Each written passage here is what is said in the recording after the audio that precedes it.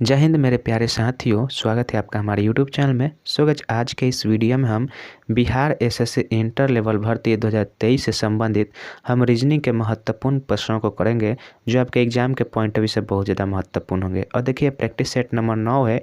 इससे पहले हमने 8 वीडियो बनाया है। अगर आपने नहीं देखा है तो आप उन वीडियो को जरूर देखिए। चलिए, बिना स्किप किए हम वीडियो को स्टार्ट करते हैं। तो देखिए, यहाँ पे जो है पहला नंबर, देखिए प्रश्न, पहले नंबर प्रश्न चलते हैं। तो देखिए, पहला नंबर प्रश्न यहाँ पे हमारा देखिए क्या है। क्वेश्चन देखिए बोल रहा है कि वेन आरेख का चयन कीजिए जो निम्नलिखित वर्गों के बीच उचित संबंध को दर्शाता है। ठीक है, उचित संबंध को मतलब कौन सा वेन डायग्राम जो है इन तीनों के बीच में संबंध को अच्छी तरह से दर्शा रहा है, वही आपको बताना है।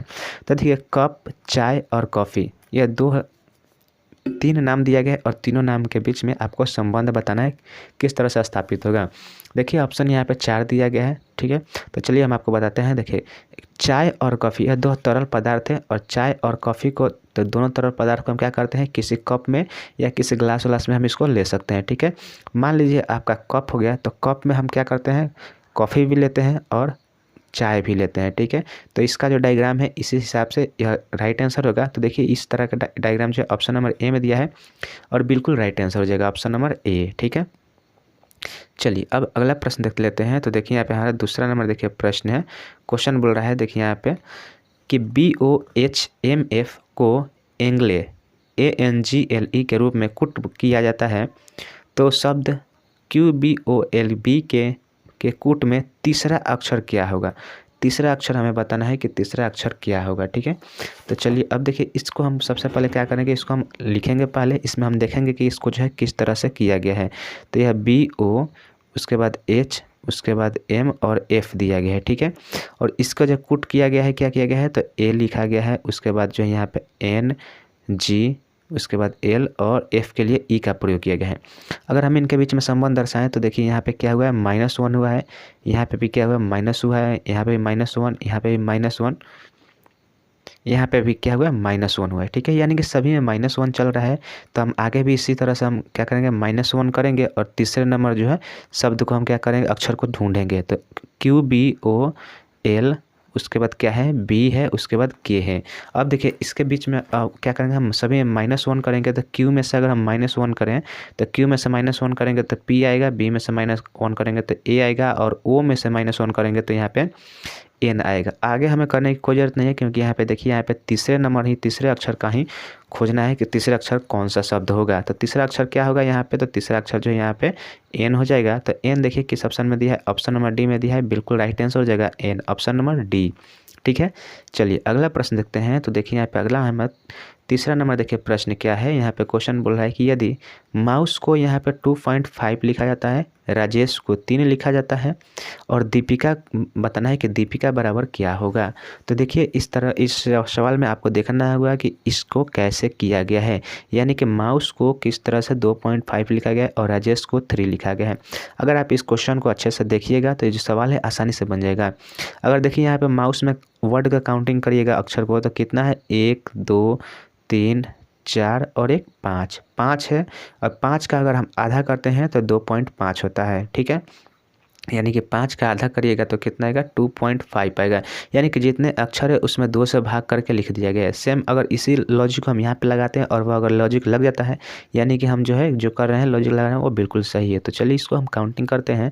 तो इसको काउंटिंग करिएगा तो 1 2 3 4 5 6, टोटल 6 अक्षर हो रहे हैं, 6 अक्षर हो रहे हैं। और इसमें जब 2 से भाग दीजिएगा तो 6 में 2 से भाग दीजिएगा तो कितना आएगा, 3 आएगा। यानी कि देखिए, यहाँ पे भी और यहाँ पे भी, इन दोनों जगहों पर जो आपका जो लॉजिक है सेम है। तो सेम इसी लॉजिक को हम यहाँ पे भी लगाएंगे। तो देखिए, यहाँ पे भी हम सबसे पहले काउंटिंग करेंगे कि कितने अक्षर हैं। तो 1 2 3 4 5 6 7, यानी कि दीपिका में टोटल कितने अक्षर का प्रयोग किया गया है, 7 अक्षर का प्रयोग किया गया है। तो इसमें हम क्या करेंगे, 2 से भाग देंगे। तो अगर 7 में 2 से भाग दीजिएगा तो आपका जो निकल कर आएगा कितना आएगा, 3.5 आएगा। और यही आपका राइट आंसर हो जाएगा, जो कि देखिए ऑप्शन नंबर डी में दिया है 3.5। Option number D is the right answer of this question. ठीक है, चलिए अब अगला प्रश्न देख लेते हैं। तो देखिए, अगला यहाँ पे हमारा चौथा नंबर, देखिए प्रश्न क्या है। क्वेश्चन देखिए, यहाँ पे बोल रहा है यदि CAG को 21 लिखा जाता है, EGG को लिखा जाता है, एककों के लिए लिखा जाता है 245 लिखा जा रहा है। तो राम के बारे में बताना है कि राम के लिए हम किसका प्रयोग करेंगे। देखिए ऑप्शन यहाँ पे तो इतना दिया गया है, तो चलिए हम इसको देखते हैं कि इसको राम को किस तरह से लिखा गया है। अगर देखिए यहाँ पे CAG कैग को लिखा जा रहा है 21। जब भी आपको जो क्वेश्चन समझ में ना आए तो आप क्या कर लीजिएगा, इनका नंबरिंग इनका स्थानीय मान लिख लीजिएगा। जैसे कि C कितने पे आता है, C 3 पे आता है, A 1 पे आता है और G आपका कितने पे आता है, तो 7 पे आता है, ठीक है। और बराबर कितना है, 21 है।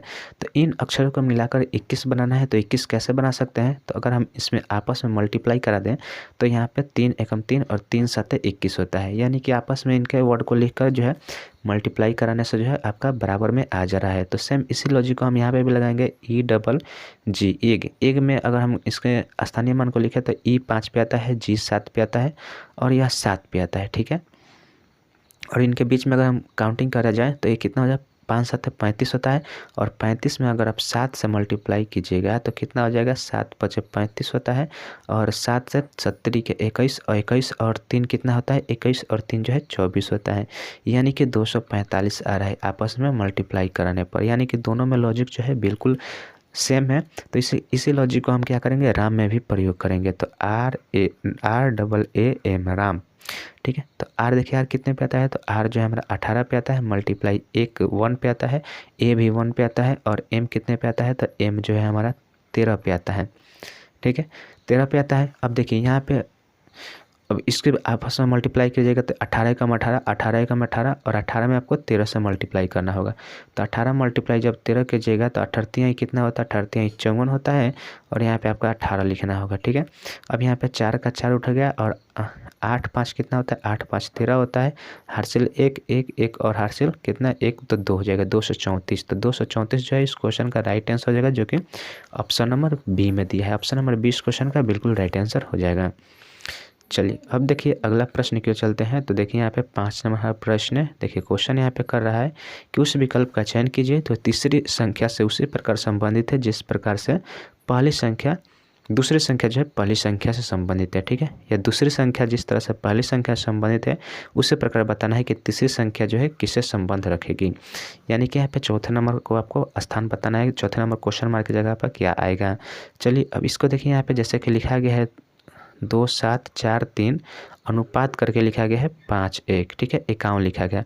अब इसका प्रयोग करके हमें कैसे भी करके 51 बनाना है। 51 हम कैसे बना सकते हैं इसी को हमें देखना है। तो देखिए अगर हम इन दो लेटर की बात करें, इस 2 लेटर का और इस 2 लेटर का, इन दोनों लेटर के बीच में अगर हम अंतर की बात करें तो इनके बीच में कितने का अंतर है, 5 का अंतर है। और इसमें के बीच में कितने का अंतर है, 1 का अंतर है। तो इन दोनों के बीच में आप देख लिए कि यहाँ पे 5 का अंतर है, यहाँ पे 1 का अंतर और सेम यहाँ पे लिख दिया गया है, ठीक है। तो उसी हिसाब से अगर हम यहाँ पे भी चलें 37 64 में अगर हम 2 लेटर लिए और इनके बीच में हम अंतर देखें तो देखिए यहाँ 3 और 7 के बीच में कितने का अंतर है, 4 का अंतर है। और 6 और 4 में कितने का अंतर है, 2 का अंतर है, ठीक है। तो इसके बराबर हम क्या कर सकते हैं, 42 लिख सकते हैं।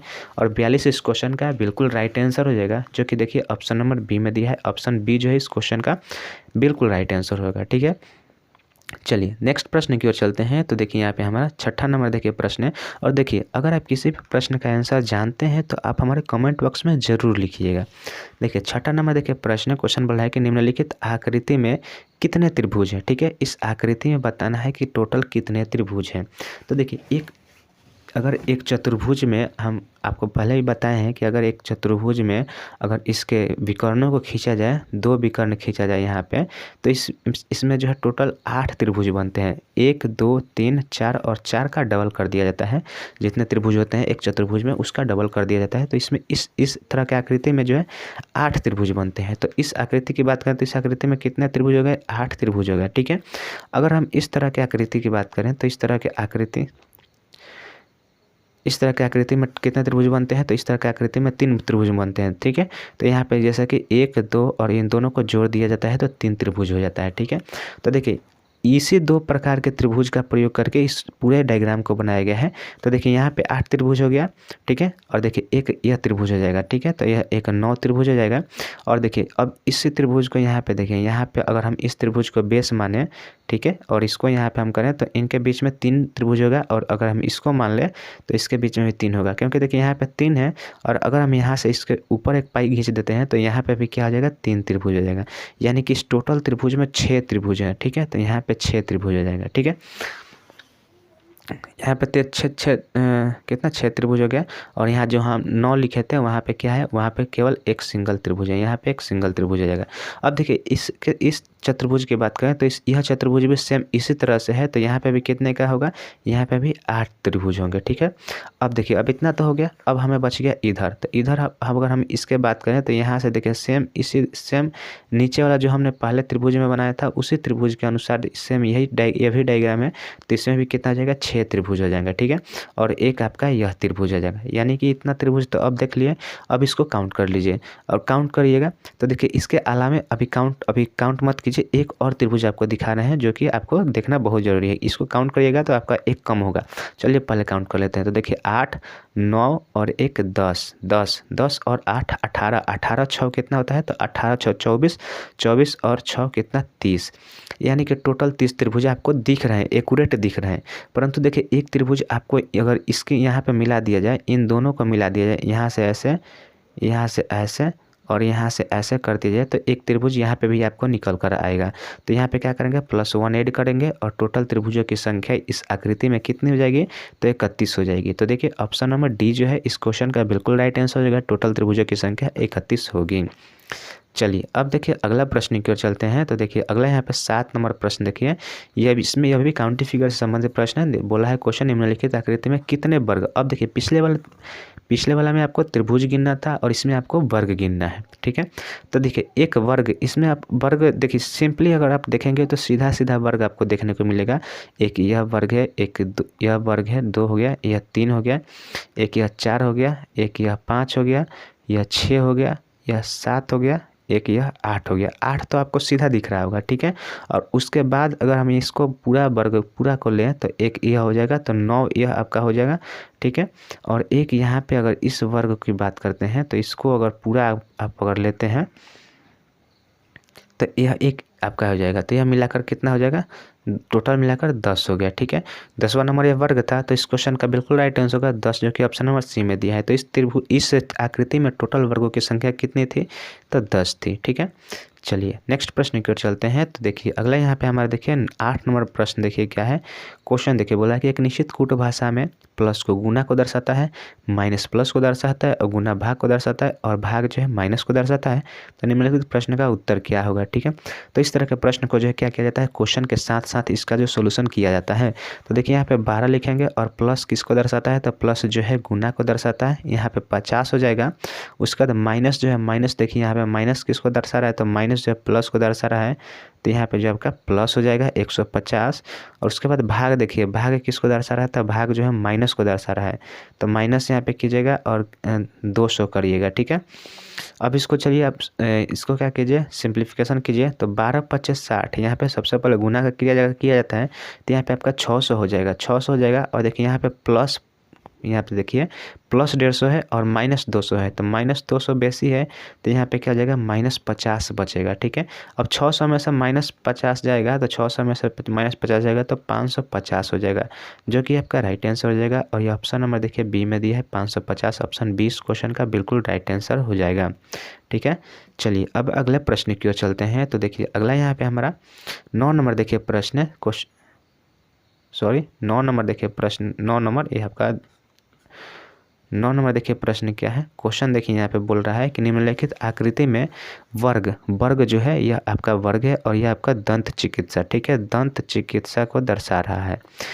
अगर त्रिभुज की बात करें तो त्रिभुज जो है कलेक्टर को दर्शा रहा है, ठीक है, यह कलेक्टर है, सी से हम इसको सूचित करते हैं। वृत्त जो है, वृत्त आपको किसको दर्शाता है, भारतीयों को दर्शाता है, ठीक है, यह वृत्त जो है आपको भारतीयों को दर्शा रहा है, ठीक है। आयत जो है महिला को दर्शा रहा है, यह आयत जो है महिला को दर्शा रही है, ठीक है। चलिए अब देखिए क्वेश्चन बोला है कि कौन सा अक्षर जो है उन भारतीयों को दर्शाता है जो कलेक्टर और महिलाएं हैं। कलेक्टर, महिलाएं और भारतीय 3 की बात की गई है और चिकित्सा, दंत चिकित्सा की बात नहीं की गई है। तो इस वर्ग वाले को आप क्या करिएगा, साइड में हटा दीजिएगा। और इसमें साइड में हटा देते हैं तो बाकी तीनों में बताना है कि तीनों रूप में, तीनों फॉर्मेट में कौन जो लेटर है जो पाया जा रहा है। तो अगर आप इस ए की बात करें तो ए को देखिए, ए जो है आपका तीनों फॉर्मेट में है। यह एक भारतीय भी है, यह कलेक्टर भी है और यह महिला भी है। ठीक है, तो इसका राइट आंसर हो जाएगा ऑप्शन नंबर ए। ठीक है, ए में ए ही दिया है तो ऑप्शन ए जो है इस क्वेश्चन का बिल्कुल राइट आंसर हो जाएगा, जो कि भारतीय होते हुए भी महिला कलेक्टर है।